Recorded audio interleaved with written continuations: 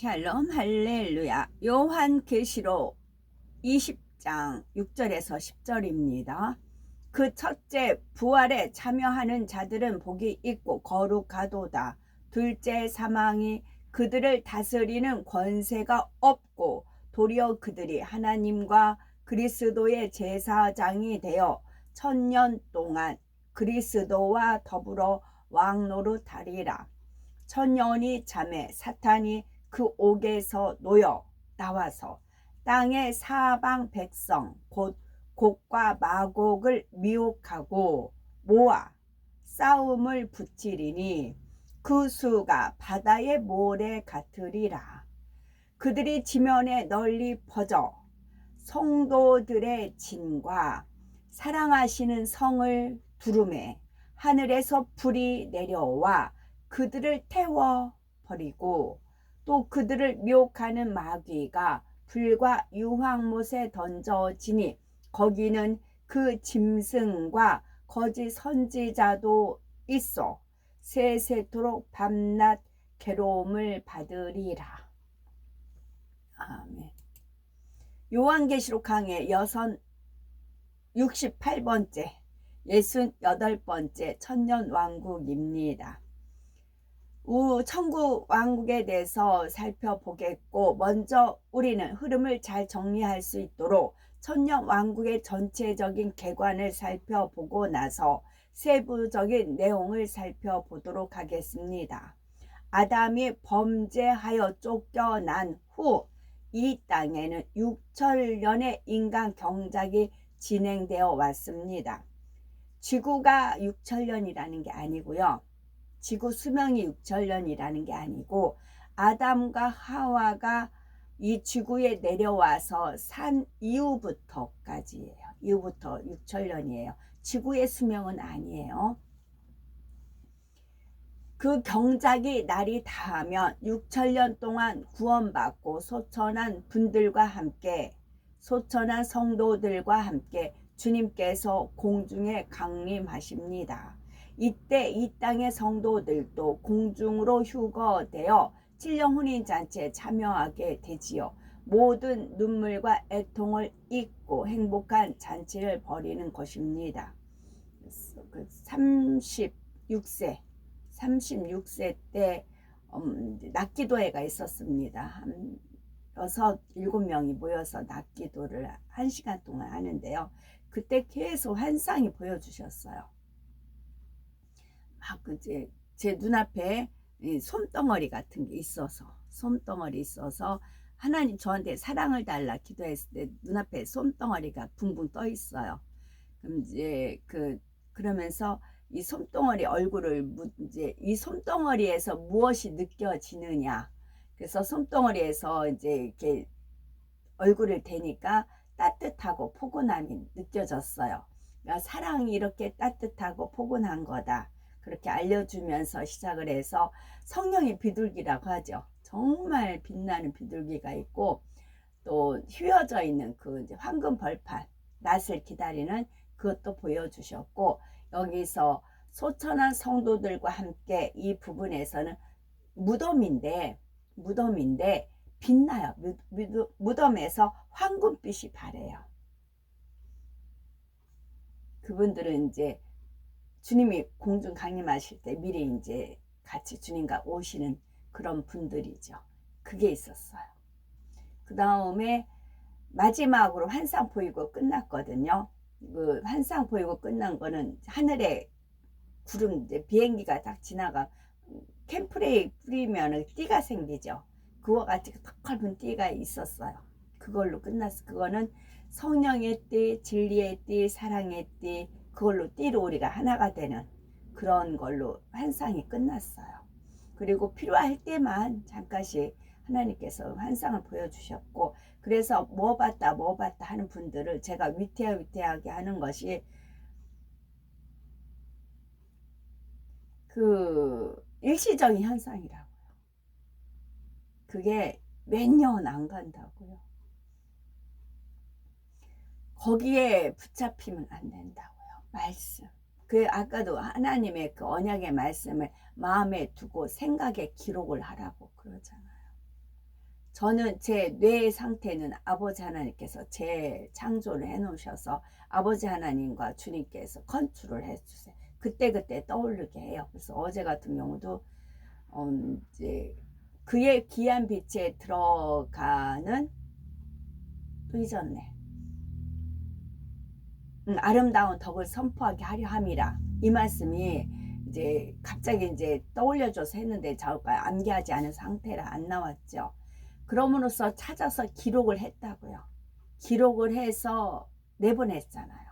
그리고 거기에 보라색으로 이제 해가지고 내보냈잖아요. 이런 식으로 실수를 통해서 일부러 실수하게 해서 하나님께서 또 뜻을 이루신다고요. 공중에서 혼인잔치가 진행되는 기간 동안 이 땅에는 참혹한 7년 환란이 벌어집니다. 그래서 환상 보고 어쩌고, 그 하나님도 그렇게 많은 사람들 보면 저게 끊어지면 본인한테 뭐가 남아? 제가 이제 속으로 그렇게 말하거든요. 하나님 말씀으로 양육을 받아야 됩니다. 하나님의 말씀으로 할례를 받아야 되고요.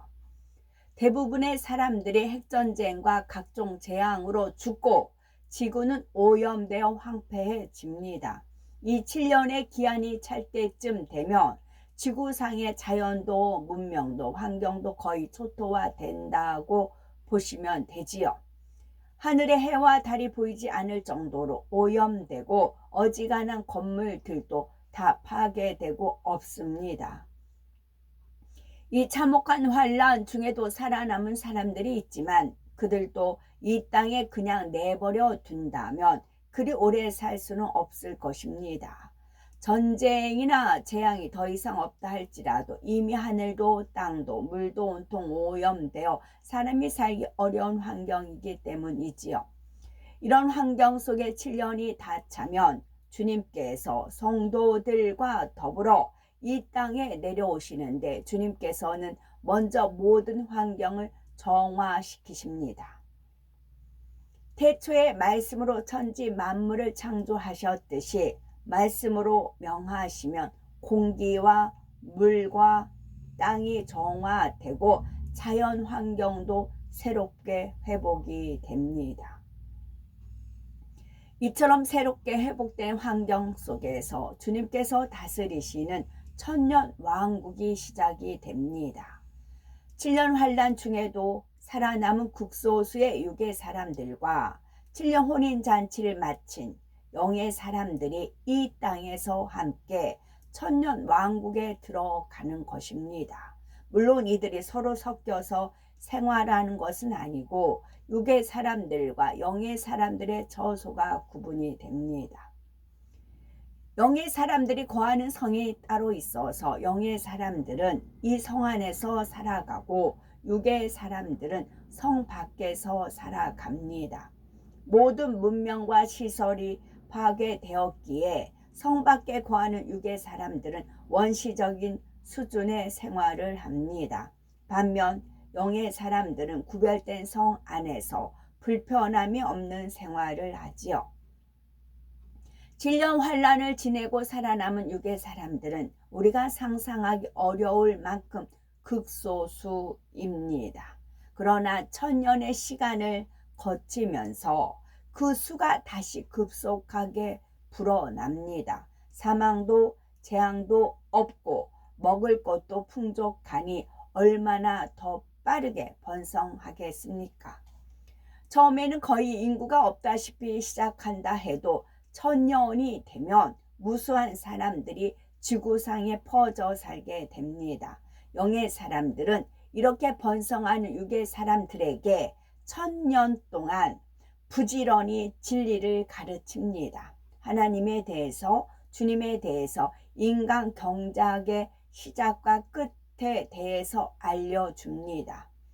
지금 살아가는 천년 왕국이 어떤 상황인지, 1000년이 지나면 어떤 일이 있을 것인지 마음에 늘 명심해야 한다고 가르칩니다. 이거 읽던 순간 빨리 천국 가고 싶다. 이 1000년이 지나야 가니까요. 그러면서 읽었더니 1000년이 하루 같고 하루가 1000년 같은 세월이다. 주님 말. 그러다가 천년이 차면 무저갱에 갇혔던 원수마귀 사단이 잠시 풀려납니다. 원수마귀 사단은 육의 사람들을 미혹하여 하나님을 대적하게 하고 영의 사람들이 사는 성을 공격하게 하지요. 영의 사람들은 지난 1000년 동안 끊임없이 이런 일이 일어날 것을 육의 사람들에게 경고해 왔습니다. 그런데도 너무나 많은 수가 미혹에 넘어가 하나님을 배신하고 대적하는 것입니다.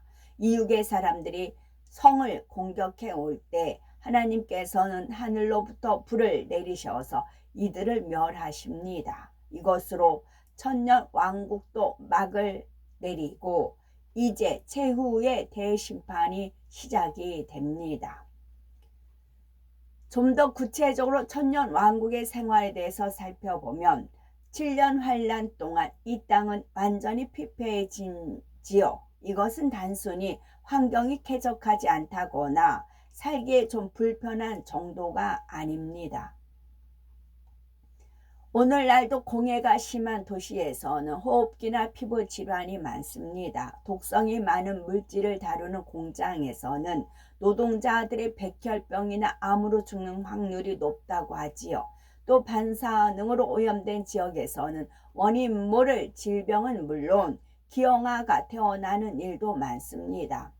미래의 핵전쟁을 다루는 영화들을 보면 살아남은 사람들이 오염을 피해서 깊은 땅속 비밀 기지 같은 곳에서 삽니다.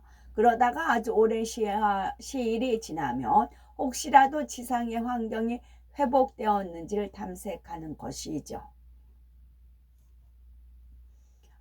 히브리어 공부할 때, 한 달간 공부할 때 주님께서 그 선생님한테 우리나라가 무궁화이듯이 이스라엘의 국화는 무화과라는 것도 있잖아요. 그래서 이스라엘 국화는 무엇인지 여쭤보라고 하시더라고요. 선생님께서 이제 막 검색을 하시더니 제가 모르는 말씀을 하세요. 영어로 된 거를. 이제 그게 뭔 말인지 모르겠어요. 그래서 아네모네요. 이제 제가 그랬어요. 맞다고 아네모네. 근데 아네모네에서도 색깔별로 그 꽃말이 있대요. 근데 이스라엘에서는 빨간색 아네모네가 국화래요. 우리나라 국화는 무궁화이잖아요. 이스라엘 국화는 뭐 노란색, 흰색 많은 색깔의 아네모네가 있지만 아네모네는 빨간색 아네모네가 그들의 국화래요. 그리고 우리나라 무궁화는 나무에 무궁화꽃이 매달려 있잖아요. 그런데 아네모네는 튤립같이 하나예요. 한 줄기에 꽃 하나가 피어 있어요. 아네모네는. 그러다가 어제 실시간 이스라엘 이제 실시간을 보던 중에 그 빨간색 아네모네 꽃이 보이더라고요. 그래서 빨간색 아네모네 꽃말은 그대를 사랑해요 입니다.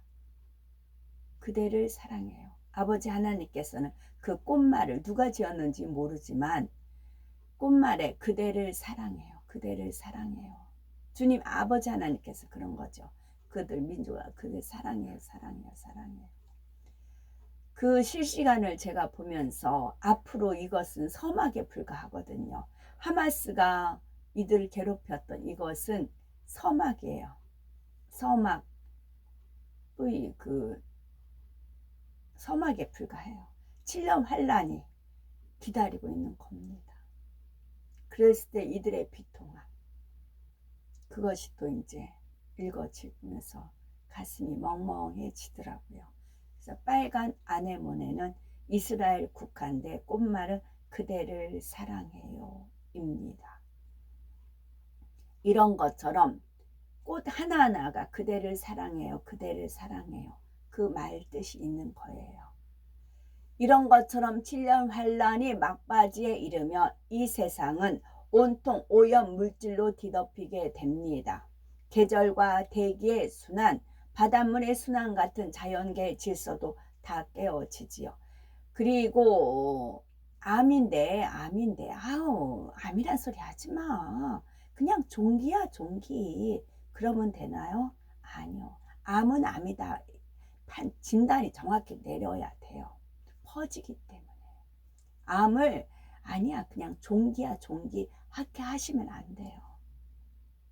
왜 그들이 그런 아픔을 당했나요? 구약시대와 지금까지 변함없는 하나님이시잖아요. 그 금송아지 놓고 이제 모세가 십계 받으러 갔을 때 금송아지 놓고 우상숭배 했던 게 있잖아요. 그럼 그들이 그 광야에서 불상, 커다란 불상을 놓고 춤을 췄잖아요. 그거를 아무 일을 말해야지. 그런 말 안 돼. 그들 아픈데 거기다가 더 불난 집에 부채질하는 거야. 그렇게 얘기하잖아. 아니에요. 암은 암이다고 정확히 이건 죄다라고 해야 본인도 내가 이게 죄다라고 깨달아야 돌이키는 거지. 아니야, 실수야, 뭐야, 변명 핑계 대면 그거는 원수마귀 사단 루시퍼의 계략에 넘어가는 것입니다. 그걸 보는 순간에 아네모네 꽃이 이제 좋아라고 하시더라고요. 그렇게 해서 있지만 제가 불상 있는 거 그때 봤었거든요. 그거 놓여 있었잖아요. 하나님은 구약시대 하나님이나 지금은 성품이 하나도 안 변하셨다. 잠깐 지금 누르고 참는 거는 백보자 대심판이 있기 때문에 참고 계시는 거고, 칠령환란이라는 것이 있기 때문에 그런 거라고요. 그러면 우리 민족도 똑같아요. 우리 민족도 아까 원수마귀에서 이제 이방 주민과 언약을 맺고 또 그런 게 있잖아요. 우리나라도 교회마다 제대로 된 교회가 얼마나 있어요? 우리나라도 똑같이 전철을 밟는다고요. 그래서 이제 복음이 썩어서 이스라엘로 가는 거지. 이스라엘에 생기가 들어가는 것이고요. 그래서 이스라엘에 보름 동안 머물면서 하나님께서 작업 다 해놓으셨다고요. 두 증인 중에 한 분을 직접 뵙는 그런 은혜도 아버지께서 베풀어 주셨고요.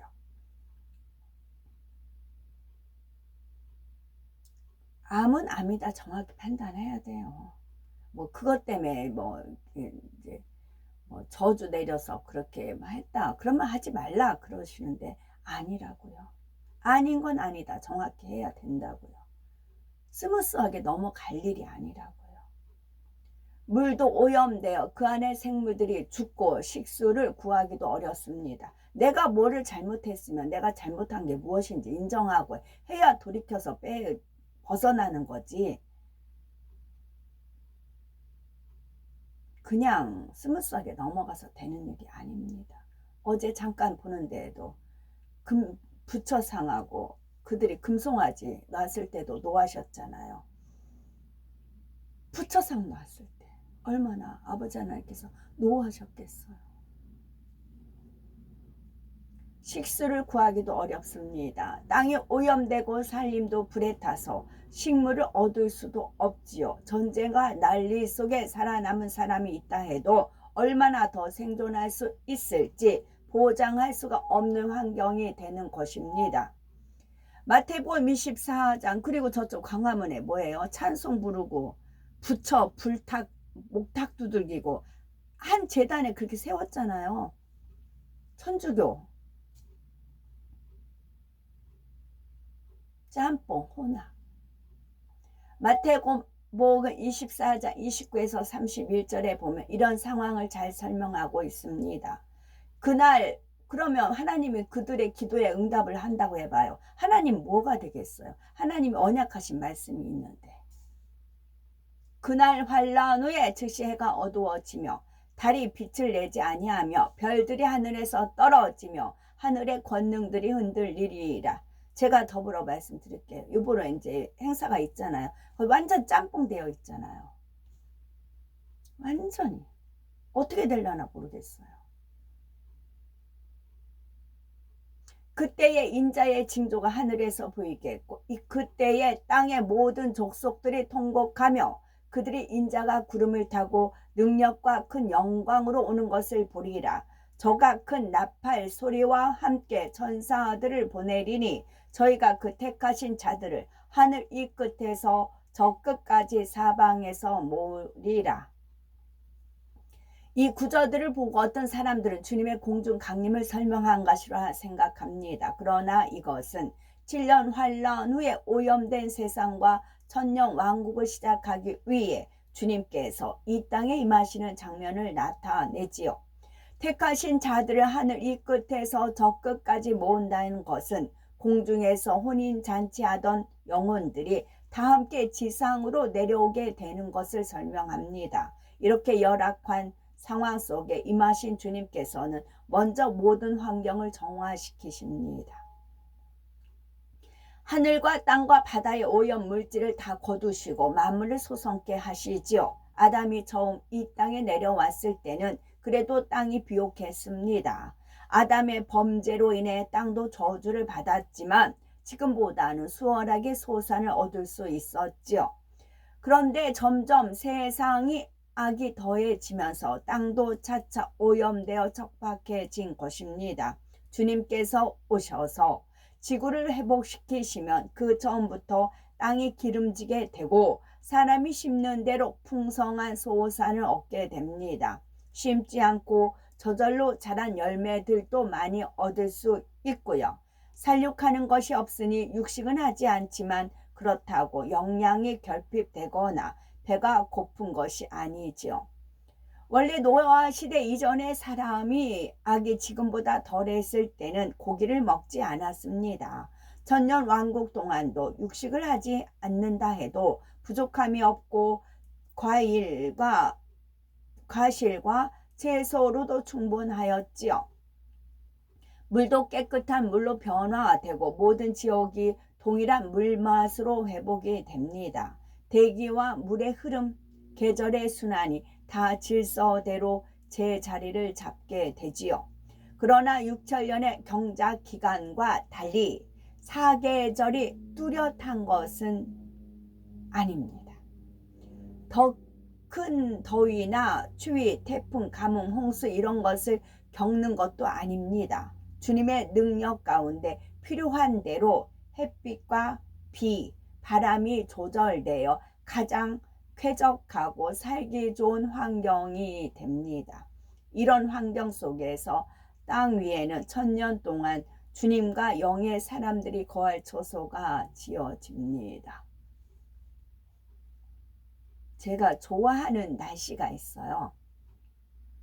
상큼하고 시원한 바람이 이렇게 불 때가 있어요. 이제 주님께서 이제 외출하라고 오늘 그래서 이제 나갑니다. 나가면 너무 제가 좋아하는 그 날씨 환경이 있어요. 설명하기가 참 그런데 저만이 아니라 그런 날씨 다 누구나 좋아하죠. 근데 유난히 제가 좋아하는 날씨가 있어요. 그러니까 그런 날씨라는 거죠. 그래서 너무 행복하다 막 손을 양쪽 쫙 벌리고 막 이렇게 바람을 맞으면서 가는 그런 쾌적하고 행복한 날씨가 있거든요. 그런 날씨 선물하신다는 거죠. 9절에 사랑하시는 성이 있습니다. 사랑하시는 성. 이 성은 빛나는 돌로 지어져서 이 땅의 건축물과는 구별이 됩니다. 아담이 피라미드를 지을 때 사용한 재료입니다. 이때 아담은 둘째 하늘에서 가져온 재료를 사용하였지요. 특히 표면은 유리처럼 다듬어진 돌로 마감하여 심히도 빛나고 아름다우며 하늘 위에서 내려다보면 별처럼 빛나 보였습니다. 천년 왕국 때 영의 사람들이 거하는 성도 그처럼 육의 것과는 구별되는 영의 재료로 지어집니다. 심히도 빛나고 눈이 부신 재료로 지어지는데 육의 사람들이 이 성을 볼 때 눈이 멀거나 어떤 고통을 받는 것은 아닙니다. 그러나 빛으로 경계가 되어 있으므로 육의 사람들이 마음대로 드나들 수는 없지요. 물론 허락을 받은 특별한 상황에서는 들어올 수도 있지만 평소에는 그 경계에 근접하지도 못합니다. 이렇게 피라미드가 같은 피라미드가 뭐 몇천 년에서 지금까지 유지가 되죠. 그와 같은 건축물이 지어진다는 거예요. 그런 재료로 성에 거한다고 했죠. 성도들의 진과 그런 걸로 지어진다는 겁니다. 이렇게 영의 사람과 육의 사람들의 거주 영역은 뚜렷이 구분되어 있는 것입니다. 그런데 이 성은 하나만 있는 것이 아닙니다. 지구상의 가장 큰 대륙 중앙에 주님께서 선지자들과 사도들, 영의 사람들과 함께 거하시는 성이 있지요. 그리고 각 대륙마다 곳곳에 성들이 있어서 그 지역을 다스리는 영의 사람들이 거하며 육의 사람들을 관리하게 됩니다. 그 별도의 성에 거하는 영의 사람들도 때에 따라 주님께서 부르시면 중앙의 성으로 옵니다. 대륙 간에 상당히 먼 거리를 이동해야 하는데 이렇게 이동할 때는 그럼 무엇을 탈까요? 원래 천년 왕국 동안의 가장 기본적인 교통수단은 말입니다. 그러나 영의 사람들이 주님의 부름을 받아 이동할 때는 영의 공간을 통해서 순간에 이동을 합니다. 영의 사람들은 이미 부활체를 입고 있기 때문에 이런 영의 공간을 통한 이동이 가능하지요. 우리 주님께서도 부활하셨을 때 문이 잠겨 있어도 집 안으로 들어오시거나 순간에 사라지시는 일들이 있었습니다. 이런 것처럼 부활체의 몸을 입고 있기에 영의 사람들과 육의 사람들은 시간과 공간의 개념이 서로 다릅니다. 그렇다 해도 영의 사람들이 육의 사람들을 가르치거나 다스리기 위해 그들과 함께 다닐 때는 그들에게 맞춰 주지요. 그들의 개념에 맞게 또 공의에 맞게 평소에는 말을 타고 이동을 하는 것입니다.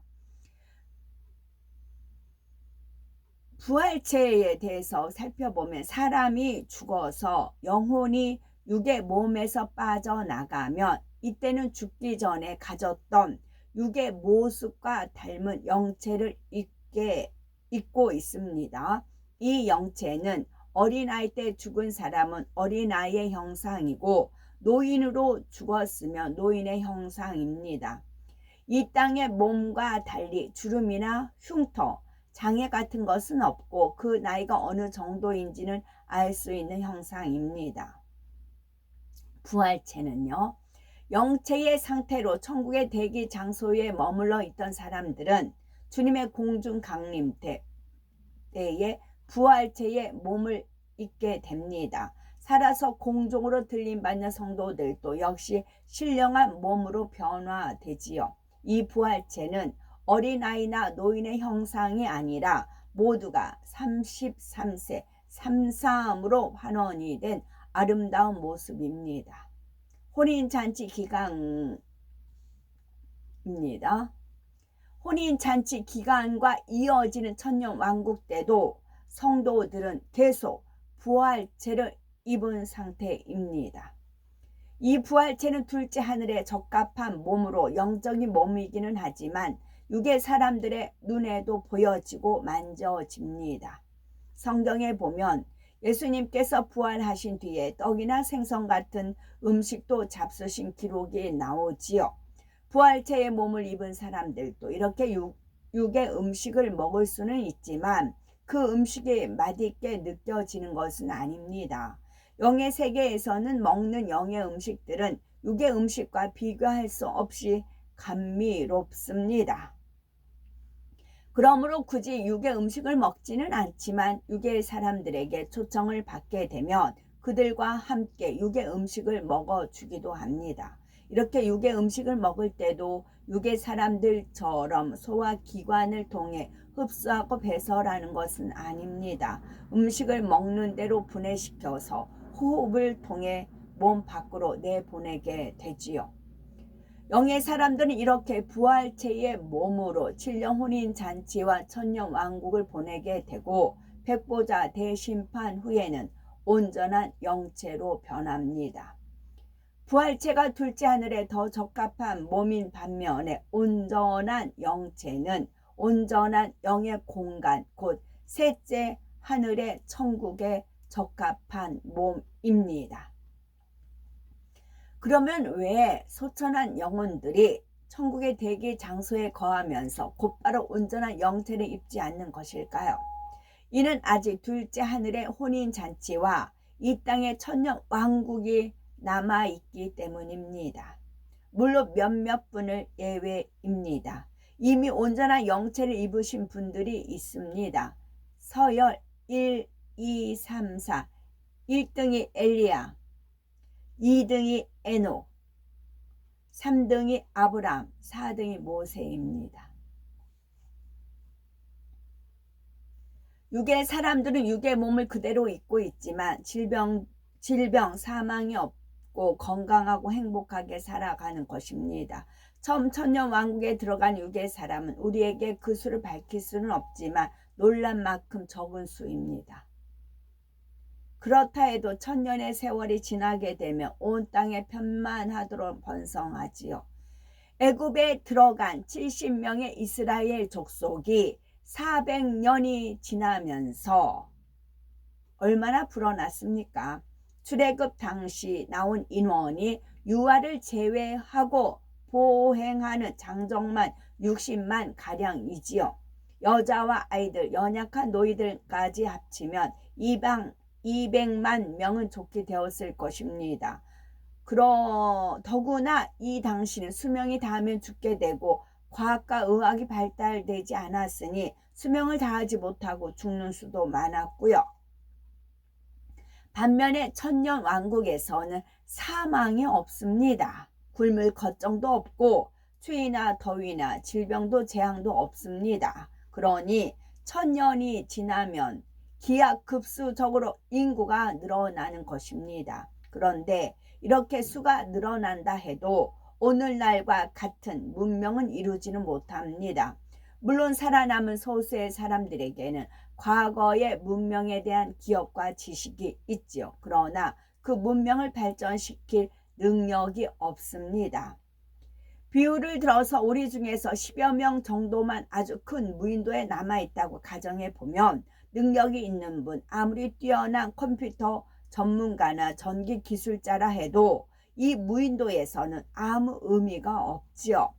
맨손으로 철을 개어 와서 부품을 만들거나 컴퓨터를 조립할 수 있는 것도 아니고 조립한다 해서 또 무엇에 쓰겠습니까? 그러니 모르는 것과 별 차이가 없고 그저 원시적으로 살아야 하는 것입니다. 마찬가지로 천년 왕국에 들어간 육의 사람들도 과거의 문명에 대한 기억은 있지만 그 삶은 원시적인 수준에서 시작을 합니다. 유리컵 하나, 부엌칼 하나도 쉽게 만들 수가 없습니다. 인간 경장 6천년의 기간 동안을 생각해 봐도 오늘날과 같이 발달된 문명을 이룬 것은 그리 오래된 일이 아닙니다. 이 땅으로 쫓겨난 아담에게도 에덴에서 얻은 뛰어난 지식과 지혜가 있었지요. 그러나 그 지식이 있었다 해도 이 땅에서는 맨손으로 시작했기에 그 지식을 활용한 방법이 없었습니다. 처음에 1000년, 2000년이 지나는 동안은 문명이 그리 크게 발전한 것이 아니지요.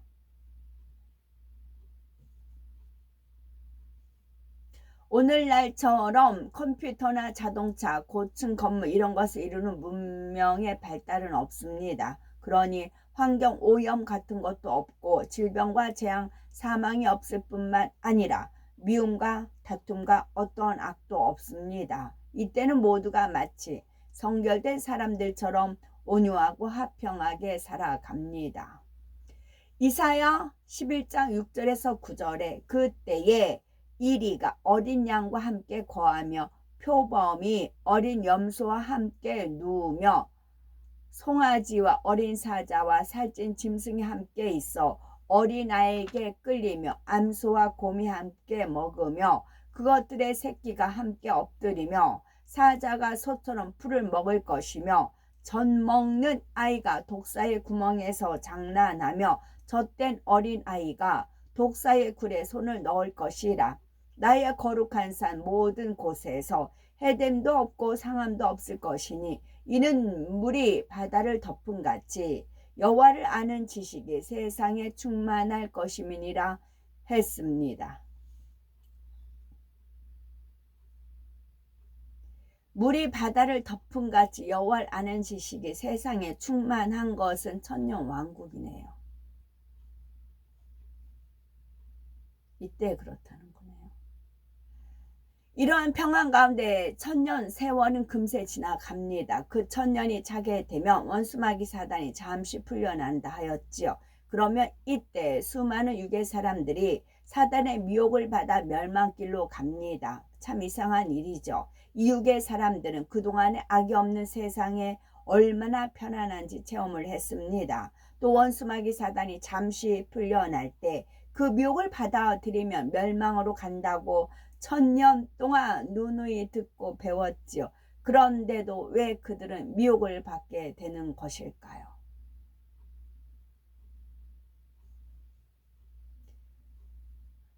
지금도 그렇죠. 예수님 믿으면 또 말씀대로 행했을 때 천국 가, 그렇지 않으면 지옥 가고.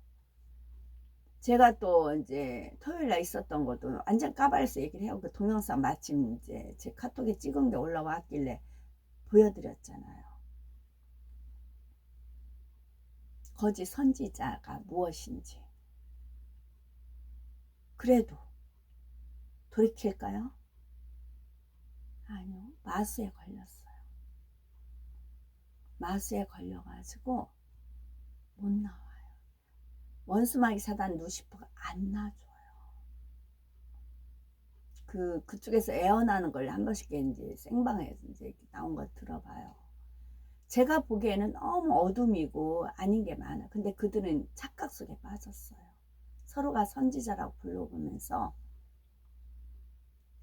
이제 주님아 딱 걸린 거라고. 증거가 확실히 있고 벼르고 있으셨어요. 벼르고 있으셔서 이제 보라고 해서 보는데 이제 도저히 많이 못 보여서 잠깐 하고 누적이 됐었어요.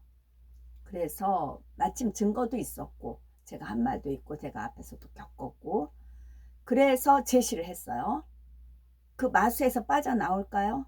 몇 명이나 빠져나올까요? 안 된다고요. 정말 철저히 땅바닥에 뒹굴뒹굴 굴러가면서 돌이키지 않는 이상 왜 그 여자들 예언한답시 하는 여자 계속 하가요. 미끼를 계속 주거든. 원수마귀 사단이. 의지를 뺏겼잖아요. 자기 의지를 갖다 줬잖아요. 원수마귀 사단도 뱀이 하와를 미혹했듯이. 그 정과 욕심을 십자가에 못 박으면 돼요. 정과 욕심, 서로 정으로 묶였거든요. 서로 정과 욕심으로 묶였어요. 그 그룹들이. 영혼 구원이니까. 근데 빠져나올까요? 이것도 마찬가지라고요. 천년을 사는 동안 영의 사람들은 육의 사람들을 다스리고 가르치는 일 외에도 주님과 더불어 여러 가지 일들을 합니다. 때를 따라 주님과 선지자들과 함께 지구의 이곳저곳을 다니기도 하지요. 이 땅에서 경작 받을 때 살던 곳 혹은 늘 동경하던 곳이나 고대 문명의 터전 세상 어디든지 갈 수가 있습니다. 물론 7년 환란의 전쟁과 재앙으로 건축물 같은 것은 이미 다 사라졌기에 천년 왕국 동안은 대부분 그 터만 남아있는 정도입니다.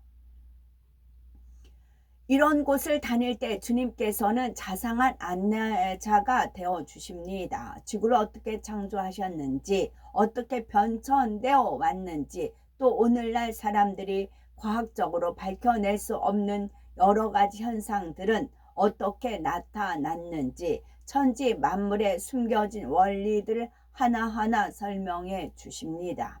그러나 주님과 함께 동행하는 것도 사람마다 동행의 의미가 차이가 납니다. 예를 들어 왕이 궁 밖으로 외출할 때 바로 곁에서 수행하는 사람도 있고 좀 떨어져서 지키는 사람도 있습니다. 어떤 사람들은 가까이 가지도 못하고 왕의 행차를 멀리서 구경만 하지요. 천년 왕국에서도 주님께서 안내하실 때 모두가 바로 가까이에서 동행하며 안내받을 수 있는 것은 아닙니다. 이 땅에서 마음의 할례가 부족하고 그래서 천국의 서열이 낮다면 주님과 동행한다 해도 근접할 수가 없습니다. 주님께 가르침 받은 다른 선지자들을 통해서 전달받아야 할 수가 있는 것입니다.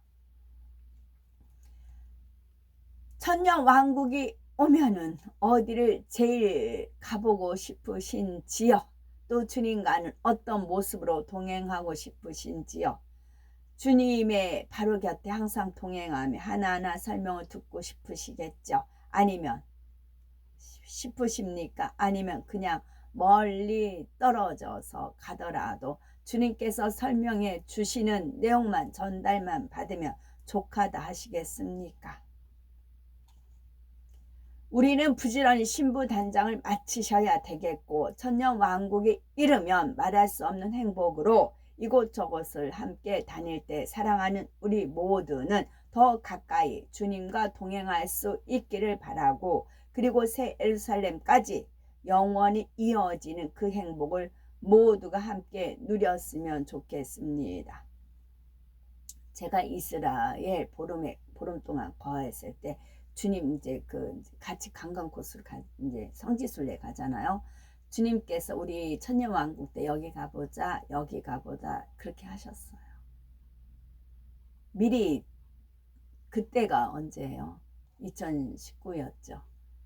그때 가는 곳마다 주님께서 여기 같이 가자 같이 가자 그렇게 다 해놓으셨다고요.